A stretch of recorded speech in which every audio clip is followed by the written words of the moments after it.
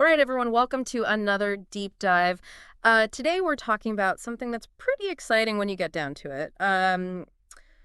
It's compound interest. And, I think a lot of people have heard that term thrown around, but when it comes to like really understanding it, I feel like that's something that a lot of people could use a little help with. So I'm really glad to have you here today to kind of walk us through it. Yeah, definitely.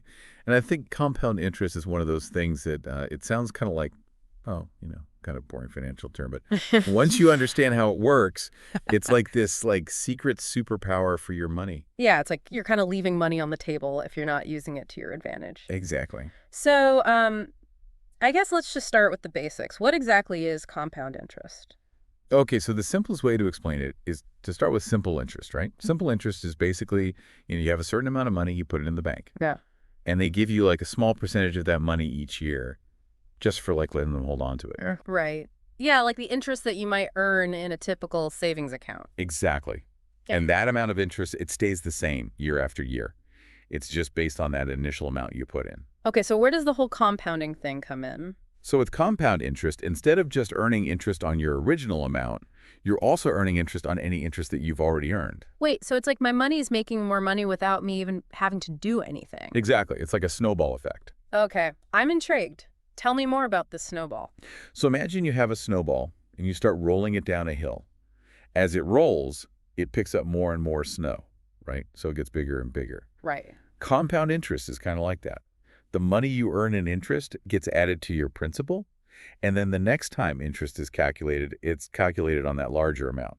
So it just keeps growing and growing exponentially over time. Okay, I'm starting to see how this could really add up over time. Oh, yeah. It can make a huge difference, especially if you start early and let it really work its magic. So give me an example here. Let's say I invest, I don't know, $1,000 at a 5% interest rate, just to keep things simple. Okay, so in the first year with simple interest, you would earn $50, 5% of $1,000. Right. That makes sense. But with compound interest in the second year, you're not just earning interest on that original $1,000, you're earning interest on $1,050 because that $50 in interest has been added to your principal. Oh, I see. So even though that $50 might not seem like a lot in the grand scheme of things, it's still making a difference in how much interest I earn the next year? Exactly. And it might seem small at first, but over time, those small differences really start to add up. So basically, the longer you leave your money invested, the more powerful this compounding effect becomes. Exactly. It's like that snowball effect in action. This is making a lot more sense now. But I have a question about how often this compounding happens. Is it like a once a year thing or what? That's a great question. It actually depends on the specific investment or account, but some common compounding frequencies are daily, monthly, quarterly, or annually.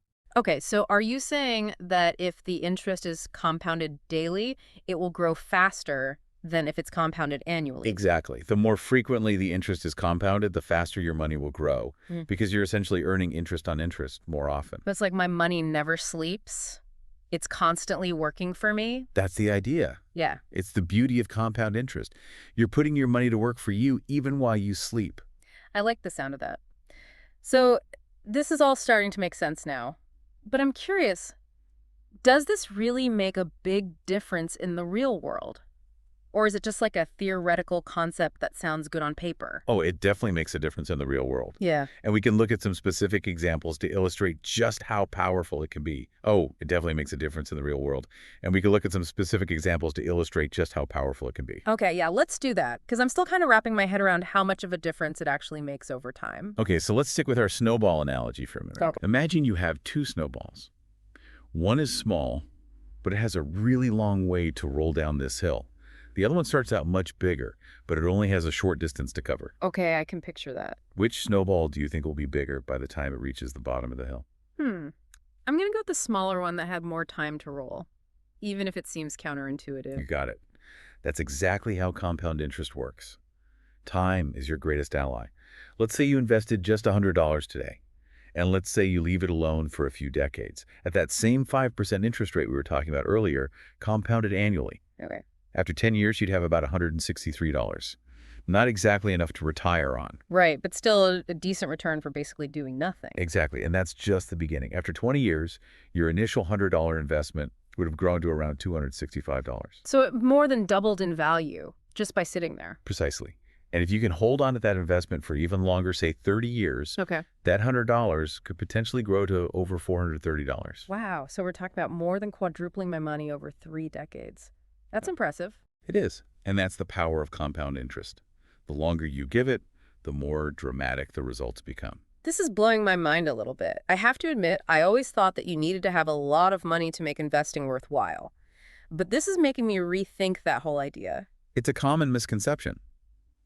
You absolutely don't need a ton of money to get started. The most important thing is to just start. So even if someone is only able to invest a small amount each month, it can still make a difference in the long run. Absolutely. Remember that snowball. Even a small snowball given enough time to roll can become a force to be reckoned with. Okay, so it's not really about like timing the market perfectly or anything like that. It's more about just like being consistent and letting time do its thing. You nailed it. Consistency is key when it comes to compound interest. Even if you can only invest a small amount each week, like let's say $25 or $50, over 30 years, that could still grow to a significant amount of money. That's really good to know. I think a lot of people might be surprised to hear that. So, for someone who's listening to this and thinking, okay, this all sounds great, where do I even begin?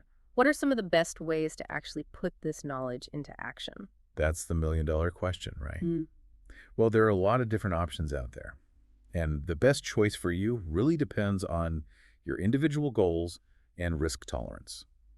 But a good place to start for a lot of people is a high-yield savings account. Okay, yeah, those have become really popular lately. Right, and for good reason.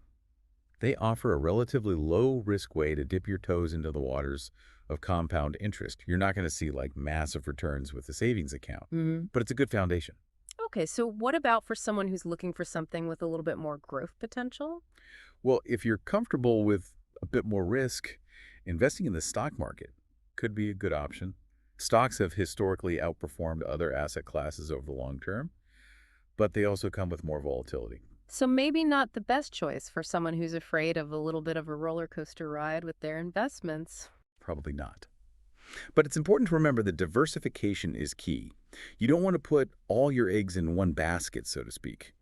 A financial advisor can help you build a diversified portfolio that aligns with your risk tolerance and your financial goals. That makes a lot of sense. So many different possibilities out there. This whole deep dive has given me a lot to think about, that's for sure. And I'm already feeling kind of inspired to like level up my own financial game.